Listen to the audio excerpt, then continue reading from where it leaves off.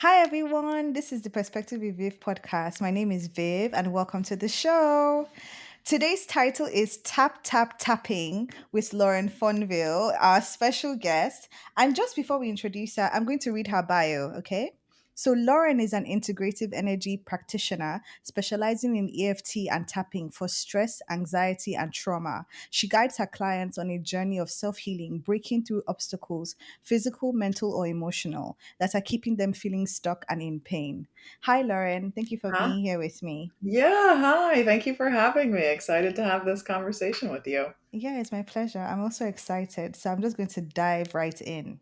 So, how did you first discover EFT and tapping, and what drew you in? Yeah, well, I was drawn to it because I was just on a healing journey and trying to find ways of managing my own anxiety and stress. And at that point, I was in a coaching group that was just really based around health and wellness. And the coach was bringing in a variety of different specialists, and one happened to be an EFT practitioner. And I was very intrigued by the idea. And then when I actually started doing it and started feeling a physical difference in my body, I was hooked after that. That's really nice. So, was there a personal experience that made you realize how powerful this practice is? Yeah.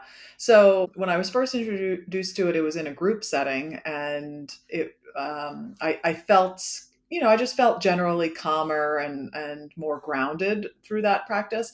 And so I was intrigued by that, and I signed up for some one-on-one sessions. And when I found out that tapping could help with physical pain, I wanted to know more, because when I was experiencing that anxiety and stress, I would have my TMJ would flare up, and I was experiencing a lot of pain in my neck and my jaw and my shoulders. And that first tapping experience, I was really blown away by all of it, because I had what's called a cognitive shift, and I realized that all of this physical sensation that I was experiencing in my jaw was related to anger and resentment that I had been holding on to for a really long time. And once I had that realization and held space for those feelings and allowed myself to sit in that, there was a drastic difference in the physical sensation in my jaw. So yeah, that was a game changer. And I at that point did not understand what was actually happening in the brain, that I felt so much better, and that it really relieved the pain. But I did not care. I was just happy that it made such a difference for me. Wow, that sounds amazing, especially because a lot of times we don't know that we're storing stress and pain in different points. So I guess Mhm. that's the whole point of EFT, which leads to my next question. For listeners who are totally new, what exactly is EFT or tapping? Yeah. So it is this process of gently tapping on certain points of the body while simultaneously acknowledging the emotions that you're feeling. So for someone that's totally new to this, I often compare it to acupuncture, because people are just more familiar with that. So when you go to an acupuncturist, they take those tiny little needles and they put them in at certain points of your body. And with tapping, you are literally just tapping on those points or applying light pressure to some of those same points, with this added part of speaking out loud and saying how you feel. And doing so is a beautiful process of really acknowledging how you feel, because as human beings, a lot of times we do not want to acknowledge those uncomfortable feelings. We want to shove them down or stuff them down and then redirect our attention to something else. And sometimes we have to do that to kind of get through the day. And we can expend a lot of energy trying to avoid feeling the feelings. And over time, that stuff is going to build up and build up. And sometimes that then shows up as physical pain in the body, or it can be, an emotional breakdown. But tapping is a very gentle way of helping you feel those feelings. And honestly, I'm not going to lie to you. I feel like we're having our conversation at the right time because I'm aware of where I'm keeping a lot of things in. And the kind of person I am, although I'm trying to change, and I think I've done a good job, I tend to hold things until honestly I cannot hold anymore and then I explode. So Hmm. I've been feeling my emotions be like, look, we're here and we're at middle point. Please, please, please do something to bring it down. So definitely, I'm so invested in this conversation. So how does EFT work on an emotional and physical level? So it's a practice that can help with such a wide variety of conditions like anxiety and stress and overwhelm, like we're talking about, or physical pain. And then it can also help with limiting beliefs. So, those thoughts that we have telling ourselves, I'm not good enough or I can't do this, helping you to get to the root of where that started and Okay. ultimately being able to release it. And so what's actually happening is like the points that we're tapping on are the end points of the meridians. The meridians are how energy moves through the body. Yeah. So tapping on those points helps to get that energy moving. Mm. And then the more scientific part of what's happening is that tapping on the points is sending a message to the amygdala in the brain. And the amygdala is the part of the brain that controls fight or flight or freeze. Um, Oh, and when you are someone who is dealing with chronic anxiety or chronic stress or chronic pain, that amygdala can be firing off and sending cortisol, which is the stress hormone, into the body. And, that part of the brain, the amygdala is there to protect us, right? It's there for those situations where we need to fight back, we need to protect ourselves. But unfortunately, I feel like in this day and age, it's all too common that we're in this fight or flight response way too often, and that begins to feel quote like normal, right? Like exactly. you Yes. don't realize that that's the way that you're living your day to day, and so you're having all of this cortisol, extra cortisol that you don't need pumping through the body. So tapping sends a message to that amygdala and says, hey, this is not a life or death situation. You do not need to be creating all of that cortisol. And slowly it calms that amygdala down so that it's not sending all of that cortisol into the body, so that you can begin to feel calmer and more grounded and think more clearly. And the studies have shown that it can reduce the amount of cortisol by up to 43%. So it's a really, really big number. Yes, that's amazing. That's so impressive. And what's even more impressive is that you answered three more questions after the question that I just asked that were about everything that you just said. Like, I love that. So, how long does it take to typically see results? So that's a common question. It really depends on the person. It depends on the issue that you're dealing with. Is it something that, is kind of new, or is it something that you've been dealing with for a really long time, right? Because if it's one of those things that you've been dealing with for a really long time, or it's an old pattern that continues to repeat itself in your life, it's probably going to take a little bit more time to get to the root of it, but it absolutely is possible to heal. I often will compare it to gardening, right? So if you have a garden and you have to weed that garden. So if you have like a dandelion and you pull the flower of the dandelion off, then it's still going to grow back. And the next time you pull the flower and maybe the leaves, it'll take a little bit longer to grow back. But if you take it out at the root, it's gone. But that's not to say that you never have to weed your garden again, right? Like we're human beings, we get triggered by things, and this is a tool that can help regulate us along the way. So we can 100% get to the root of what's going on, why that's there, let it go, but just know, you may need to continue to tap on it as things come up and experiences happen in your life. That's really interesting. And I'm wondering, so let's say for people that have done EFT regularly and they've seen the results, they've actually healed the root. Is Mhm. it something they would have to keep doing, or would they find other things to tap for, if that Yeah. makes sense? Yeah, yeah, sure. And again, it depends on the person, right? But you can definitely get to the root of something and let it go, and find that level of healing where maybe you get exposed to that trigger that normally would send you spiraling, and now it doesn't anymore. And there's always going to be new things to tap on, right? Like there's always going to be things that are happening in our lives, new experiences that create these experiences that have like maybe an uncomfortable undertone to them, right? And so there's always work to do. there's never an ending to it. Okay, that makes sense. I understand that. So let's say you would advise someone on a simple practice to do daily. what Mhm. would you suggest or recommend? Yeah. So for a lot of people that are new to this, what they tell me is that I don't know what to say. I don't know where to start. I don't know what to say. And so for beginners, I will often say it can be helpful to go to a YouTube video, right? I have a YouTube channel where I send out post videos every week on a variety of different topics. And so having a video of somebody to watch and tap on the points can be helpful because they're showing you, you're just mirroring what they're doing. You're repeating after them and you're tapping on the points after them. So that can be a good place for a beginner to start.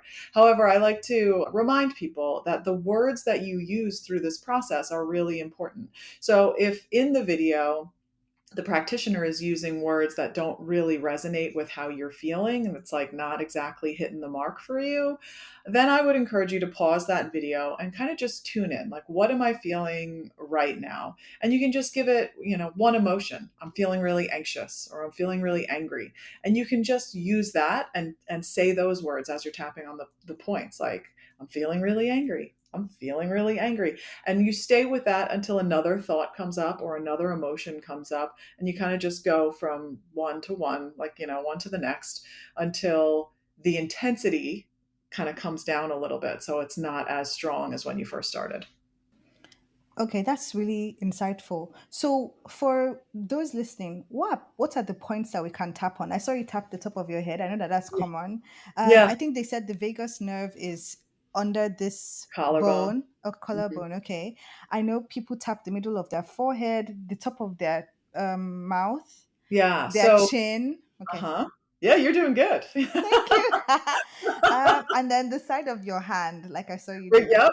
Yes. So we Oh, I'm start. sorry. Your eyebrow, I think. Your Yep. eyebrow. Okay. Yeah, look That's at all I you. know. Thank You're just you. like a regular tapper over there.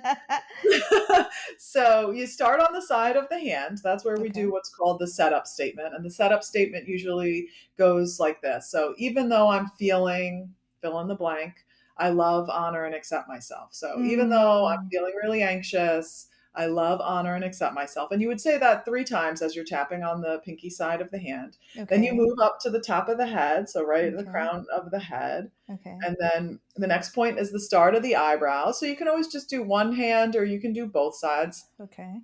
And then we go to the sides of the eyes. So this is a common point that a lot of people just touch during the day. You kind of come Mm, and rub the sides of the eyes, the temples, because yes. you're stressed out, right? And again, tapping on these points or applying pressure on these points is sending that message to the amygdala. I don't need all that cortisol. Like help me reduce it, and it calms down.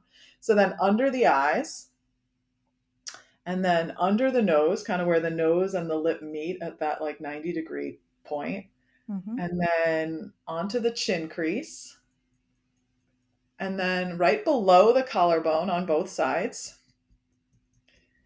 and then under the arm, which is like the side of the body. So for women, it's about the center of the bra strap on the side of the body. You can do one arm at a time. You could give yourself a hug and do both.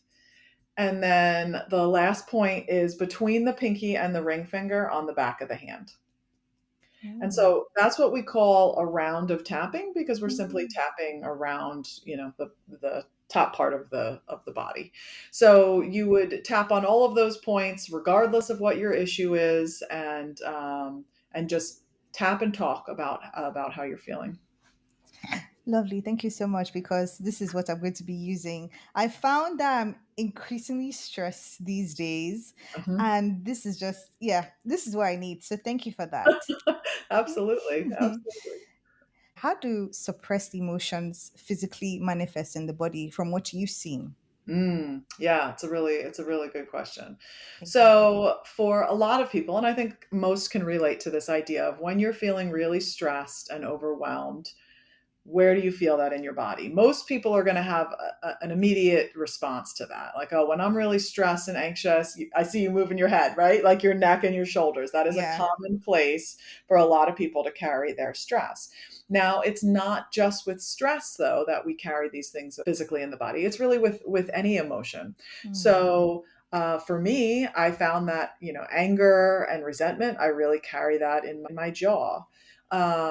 Or sadness oftentimes is felt in the chest. But again, this varies from person to person. And it's our job, utilizing this tool, to really begin to listen to our body, to tune into our body, and ask ourselves, what is my body trying to tell me, right? Because we're very quick to be frustrated with physical pain, annoyed by it. And if instead we're able to kind of step back and get curious about it, what's the message behind this? And this is a tool that can help you to do that, because that can be really powerful when we're able to communicate with our body in that way. Okay, I like that. Thank you. So, why is it so important to acknowledge and process emotions, even the ones we'd rather ignore? Yeah. Yeah, because they catch up with you, right? Like if Good you answer. don't allow yourself to sit in it and feel it, it's going to continue to chase you. So I just love that phrase, you need to feel it to heal it. You really Mm, do. You need to mm, feel it to heal it. It's been said too that if you allow yourself to sit in the discomfort of the emotion for 90 seconds, you can begin to move through it, right? We spend so much time trying to pretend like it's not there, push it away, run away from it. But so if we true. just say, okay, I'm going to allow myself to sit in the sadness. I'm going to allow myself to feel the fear, and then see what comes of it. Because oftentimes we're making a bigger deal of it in our heads, right? And we have this fear around feeling it, which exacerbates the physical sensations, the anxiety around it. And so, yeah, tapping can help you to do that. And sometimes that's scary, especially if you're someone who has been avoiding feeling the feelings for a really long time, right? Like if you are someone who has not allowed yourself to feel the anger, and you've been pushing that anger down and pushing that anger down, the thought of allowing yourself to feel that anger can feel terrifying, because you can feel like, if I allow myself to go there, I'm never going to come back from that, right? I'm going to lose it, right? Whatever Yeah. the thought is around it. And Mm-hmm. so tapping can meet you where you are, and you can tap on Mm. the fact that, like, you're terrified to feel it, and get that to reduce to a more comfortable level, and then move forward from there. I like your answer because it takes me back to a personal experience where I sort of harbored anger in my body for years. I mean, years, to the point where, like, now, I guess based on past experiences, like different case scenarios, I've been like a volcano. And it's like, Mm, girl, we do this thing a lot. So let's try and dial it back. Let's try and be aware of emotions that we need to feel and address anger in the moment. yeah. Because, like you said, people are afraid of like losing it, Mhm. but they trap it. And the worst thing to do is trap emotions in your body, because as we said, it catches up with you. It Yeah. might be through the smallest trigger, and years of years of anger just come out, and you're like, does this even correlate with what happened? But you don't know what someone's been harboring inside. So I think it's really important for listeners to know that holding emotions in is better to feel it to heal it, as we've Mm, spoken numerous times on the podcast, honestly, because I as a speaker, as a hostess, I hold anger in. Okay, I used to hold a lot more in before, but I do like the idea of using EFT to bring everything down, especially the cortisol levels, the stress levels, like bringing it down in order for you to ground and feel more in your body and embody who you truly are without distractions of things that you're avoiding. That's what I'm yeah. getting from it. Yeah, yeah. It's just and I love that it's just such a gentle process, right? True. Because, we have all of these experiences in our lives, and some of those experiences could be, traumatic experiences that you didn't have the tools back then to process it. And like you were saying, you have these experiences, and then it's like they can kind of go on top of each other, and it doesn't, so, like, let's say, for example, your boss says something to you, that really is triggering, like, oh, you didn't do a good job on that project, and then you find yourself like, whoop, you go from like 0 to 100 in like 2 seconds flat, right?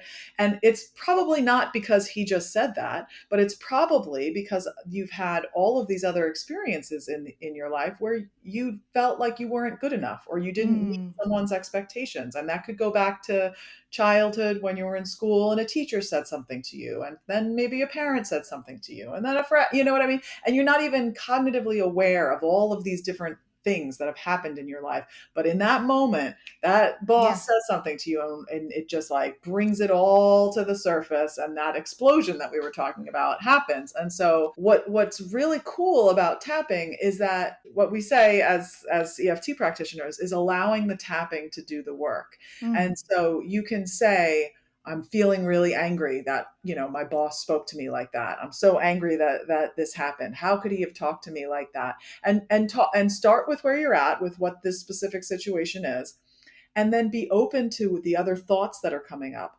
Is a memory coming up? And if mm, a memory does come up, which it often does, we want to make sense of it. And so oftentimes we want to have that like linear, connection. And it's not always like that, because there's times where a memory can come up and you want to say to yourself, well, that has nothing to do with why I'm feeling angry. That was forever ago. That has nothing to do with this. And I beg you, do not do that to yourself, because there is a reason why these memories are coming to the surface. And the mm. reason is not for you to ignore them. The reason is for you to explore them and trust that it's coming up for a reason, and then just tap on it. Like, I'm having this memory of a time when I was 6 or whatever it was, right? And see where it leads. So it's really this process of just connecting the dots. Yes. And I had a question while you were speaking because Sure. I wanted to know what it's like in your community with you tapping, like in your relationship with your parents, in your relationship with your children, if you have kids, your Mhm. partner. How has tapping sort of like influenced them or impacted them positively, negatively, neutrally? Yeah, so I like to tell a story of how, like, if I'm irritated, right? Because I get like upset about things. Hmm. My kids will be like, "Mom, do you need to go tap?" That's funny. Yeah, actually, I think I do. Mhm. But and also, like, as far as family, right? Like, I had mentioned how I have this YouTube channel, and I just recently found out that my dad apparently, what you have like the smart TVs, and you can pull YouTube up on the TV. Mhm. My dad, when anybody comes over to the house, is like, "Oh, look at Lauren's YouTube Oh, channel," and I'm like, oh, "Really?" Like, this is something we don't like typically talk about, but oh, like he's like showing it to people. So obviously, it's resonating with him that he's sharing it with other oh, people. So when I found that out from a neighbor who just oh, a randomly mentioned, neighbor. yeah, Wow, the that's so neighbor who sweet. happened to stop by and was like, "Oh yeah, this is Lauren. She does tapping." And then she was telling me, "Oh yeah, he was explaining it all to me." I was like, "He did?" I was like, "I had no idea." Wow. So yeah, like I think it's helped, a lot of people in my immediate life, and then of course like the clients that I work with to get in touch with their emotions. For sure. So, do your children tap? Occasionally, like I Okay. can, when something is bothering them, I can Okay. try to get them to do Mm. it. My daughter is usually more goes with the flow more than my son does. But I'm also I think it's also like mom's telling you to do it, so what does mom know? Mm, You know true. what I mean? Yeah. Whereas it's different when, I'm working with other people's kids.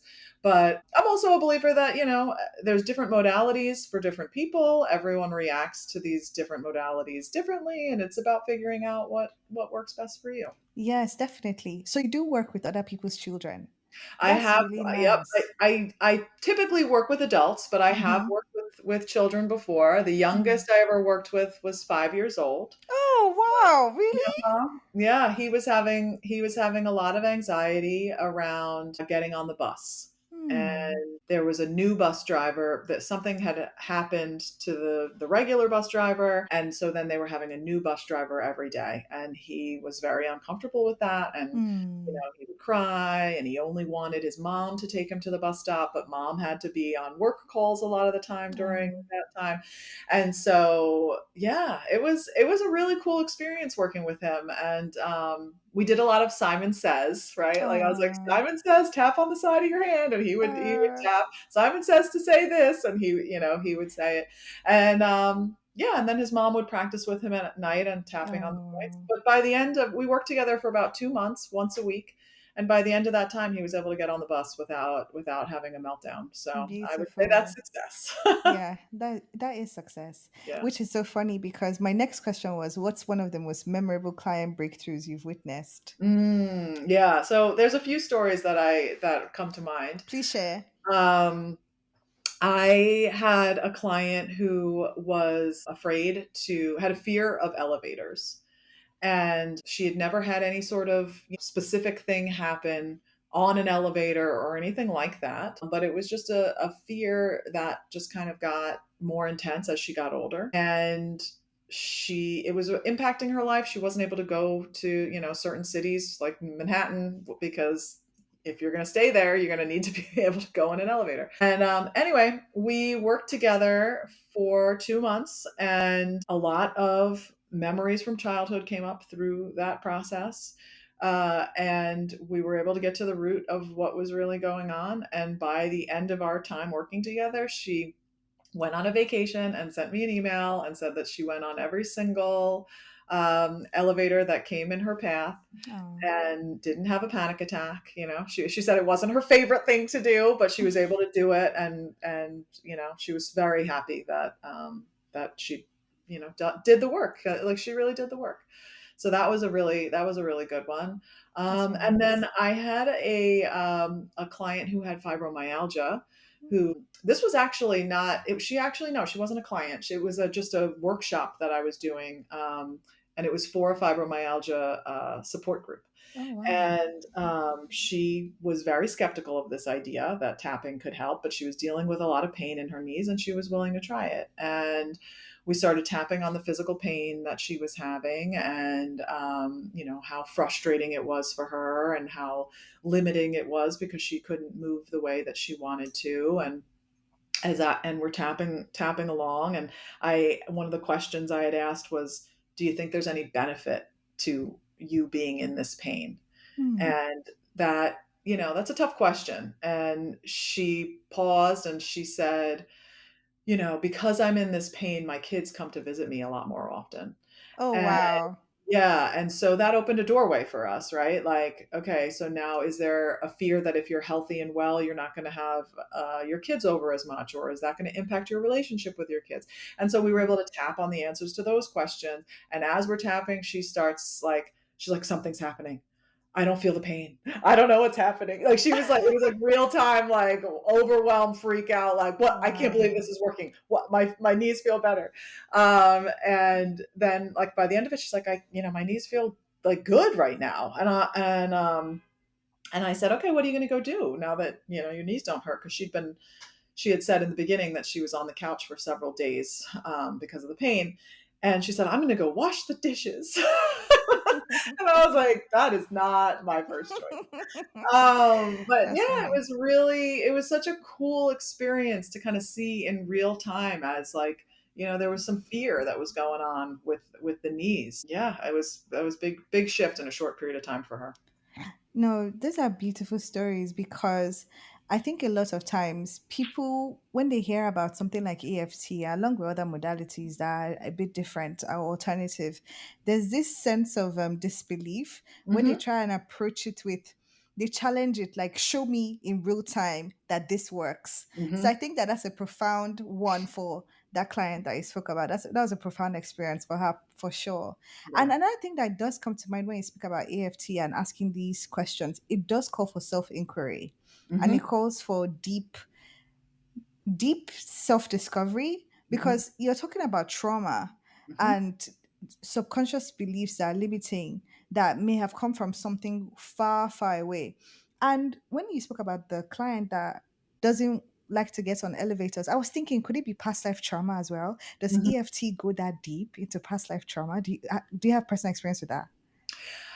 I believe yes. I believe Ooh. it definitely can, and generational trauma Hmm. too, right? Like the epigenetics and all of that, Mm-hmm. or that you know, I don't know if there was, I'm trying to remember who shared this, but it was, they did this thing with mice, right? And so they had a mouse and some sort of, what's that pink flower, some sort of rose thing. Okay.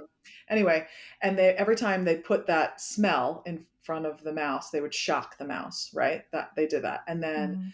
that and then they would just do the smell, the flower, and it would still jump, right? Hmm. And then without shocking it. And then with other generations, like I don't know how many generations, but multiple generations where, that mouse had babies and that mouse had babies, like down the line, and they never shocked any of the other ones, but they would just do the smell of the flower, and all of those mice of all of those different generations would jump. Wow. Right. And so you have to Interesting. think that there's got to be some sort of similarity For with sure. In terms of humanity in that, and epigenetics, carrying yes. on these things. And so, yeah, I think, like, we can be aware of, of what things that our parents carried, and how we've taken that on. And maybe that's simply by things that they've said to us and beliefs that we've taken on to be true because that's what they believed and that's what they taught us. And Yes. this practice can help you to see that and be like, okay, that actually isn't my belief, that's their belief, and I've always believed that to be true because that's just what I thought was the way that it was, right? And Yes. so, to your point about, like, the self-reflection that happens through this process, and really, diving deep and seeing how you feel. And I think it can be really helpful to work with a practitioner through that process, because sometimes when you're in it and you're in your feelings, I describe it as being in the center of a tornado. And, like, Hmm. you're just in it. That's all you can see. And so working with a practitioner, it's somebody who has that outside set of eyes and outside perspective, who can help guide you through that process a little bit more easily than probably you can do it on your own, especially if you're someone who has knowingly experienced trauma in the past. Hmm. So true. So just before we move on to the next question, have you had any clients display generational like traits or lapses or limitations that became aware of it through EFT with you? Yeah, I mean, I think there's a lot of awareness of, like, oh, what's coming to mind right now is, like, money stories, right? Like, Let's talk my about it. relationship with money is like a combination of the things that my mother believed about money Mm. and her relationship with money, and things that my father believed about money, and Okay. things that they would say, money doesn't grow on trees, work is work, they call it that for a reason, it's not supposed to be easy, right? Like, all of these things, and that, like, then you can see that in yourself. So I've definitely seen that in clients for sure. Okay, definitely. What's your personal tapping ritual? Do you have one? Yeah, so I try to tap every day. I mean, I'm usually tapping with clients on a daily Mm. basis, and there's a benefit. They call it borrowing benefits, even if you're, tapping with on somebody else's stuff. Okay. Um, but I do have a personal tapping practice where I will try to tap at the beginning of the day, even if it's for just like 5 or 10 minutes, because, well, it makes me feel good, for one. And I always recommend for people to do that, because the more that you tap on a regular basis, the more likely you're going to be to utilize it in those situations where you're Oh. feeling really stressed and overwhelmed. Because, this is a practice that can be used both proactively on a day to day basis, like we're talking about, and then reactively in those moments where you're feeling really triggered and really overwhelmed and stressed out. Okay, okay. So how do you differentiate the tapping that is to release pain and the tapping that people say they use for attracting money, self love, all of that? What's Hmm. the difference? Is it the Yeah. affirmations? Are you still tapping the same points? Hmm. Please So walk me through it. yeah, so you're tapping the same points. So I love this question because, Cute. sometimes people will say, like, aren't we tapping in the bad thing? You're saying, I'm so anxious, I'm so anxious, I'm so anxious, tapping on these points. No, we're not tapping in the bad thing. We're holding space for how we actually feel, right? Okay. With the intention of moving towards the better thought or feeling. So, like, let's say sadness. I'm feeling really, really sad. Okay, it's not going to be likely that you're going to go from feeling really, really sad to really, really happy in one session. You could say a positive affirmation is life is wonderful and I'm great, right? But if that's not really how you feel, it's given lip service, right? Like, if you Mm, say that, but that's not how you feel, there's a disconnect there. So mm, instead, we're going to say how we really feel. I'm feeling really sad. And then maybe the through the tapping process, the better thought that comes up is like, I'm feeling really sad, but I have a really great support system. And that's the, that's the better thought or Mm, feeling for that day. And eventually you can move closer to that feeling true happiness and joy. But in that moment when you're feeling intense emotions, you're not going to go from one end of the spectrum all the way to the other. That's just not, practical to true. think that. Now, with I think that there's a time and a place to use positive affirmations with tapping, but you've got to get to a place that it feels true. And so I would encourage you to tap on the resistance that you have, right? Because Mm, you could tap and say, "I'm a mm, millionaire. I'm a millionaire." You most likely don't feel like a millionaire when you're true. saying that. If you do, more power to you. Like, go ahead and say that. But it's like you can tap on the resistance you have to it first, and Okay. then when it feels true to say like, "I'm calling in lots of money." That's true, right? Like, I think it's just important the words that you're using when you're tapping that they feel really true to you, and then it's fine, go and say positive things and tap. Okay, thank you so much. So, what's your final message for my listeners about EFT? Yes, I would say just in general, if this is something that you're curious about, you want to learn more about, I encourage you to go do that. Go, Mm, come check out my YouTube channel, which is Mindshift with Lauren on YouTube, or my website yes. mindshiftwithlauren.com. I have lots of videos on there. And if it's not tapping and there's something else that you're intrigued by, go do that. Go give yourself that gift of exploring what you're curious about, what piques your interest, Yes. because so much good and so much beauty can come from that process of just exploring the things that feel good to you. And you all deserve to feel good. Everyone deserves to feel good in their body and calm and at ease, and give yourself the gift of discovering what that means for you. Hmm. Thank you. That's such a nice final message. Mm. So, thank you so much, Lauren, for joining us. Really wonderful conversation. I learned so much. I'm so motivated. I'm like, as I'm listening to this, I'm like, okay, starting from this evening, I'm going to be tapping. I'm going to say my affirmations. I'm going to sit with my emotions. So, thank you for that because I really needed it. And I'm Oh, sure good. my listeners need it too. Thank you so much for having me. And I'll just say too, if anybody is interested in tapping live, I do have a free, oh, not free. It's not free anymore, sorry. I do have a tapping group that meets, it's a low cost thing that meets once a month. Okay. It's mostly it's marketed towards entrepreneurs who are struggling with their business, but everyone is welcome, and we tap on what's bothering you in your personal life or in your business, and it helps you feel good. And you can find out more about that at mindshiftwithlauren.com/tapping dash circle. Definitely. And I'll link everything in the info box so everyone Awesome. can find you easily. So thank you so much, Lauren. Thank And you. we hope to see you again. Yes, thanks for having me. I My appreciate it. my pleasure. Bye. Bye.